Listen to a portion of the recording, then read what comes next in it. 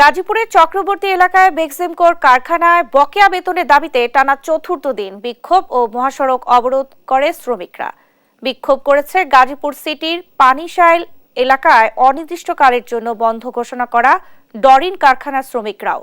বেক্সিমকোর industrial পার্কের শ্রমিকরা মঙ্গলবার সকাল 8:30 থেকে গাজীপুর মহানগরীর চক্রবর্তী এলাকায় সড়ক অবরোধ করে বিক্ষোভ শুরু করেন।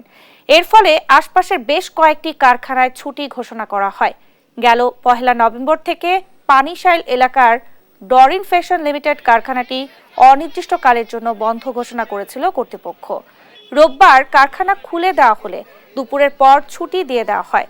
পরে অনির্দিষ্টকালের বন্ধের নোটিশ দিয়ে কারখানাটি বন্ধ ঘোষণা করেছে কর্তৃপক্ষ। মঙ্গলবার সকাল থেকে শ্রমিকরা কারখানা খুলে দেওয়ার দাবিতে বিক্ষোভ শুরু করেন। দুটি কারখানার শ্রমিকদের মহাসড়ক অবরোধ করে রাখার কারণে ঢাকা-টাঙ্গাইল মহাসড়কে দীর্ঘ যানজটের সৃষ্টি হয়েছে। ভোগান্তিতে পড়েছেন যাত্রীরা। পরিস্থিতি নিয়ন্ত্রণে সেনাবাহিনী, শিল্প পুলিশ ও মহানগর পুলিশ কাজ করছে।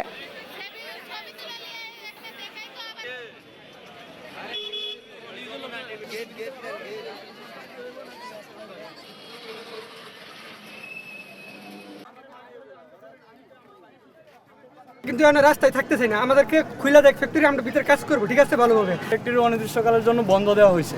ফ্যাক্টরি যদি খুলে দেয় আমরা কাজে চলে যাবো। এর মধ্যে কিছু সংখ্যক লোক যারা অন্যায়ের বিরুদ্ধে কথা বলতো তাদেরকে লিস্ট করে টাকা পয়সা দিয়ে বাইর করে দেওয়া হয়েছে। তাদের দাবি যে এই স্টাফগুলো বাইর করে দেওয়া হয়েছিল, এগুলো যাতে আর ঢুকতে না পারে, তাদের কারণে ফ্যাক্টরিতে এত ঝামেলা।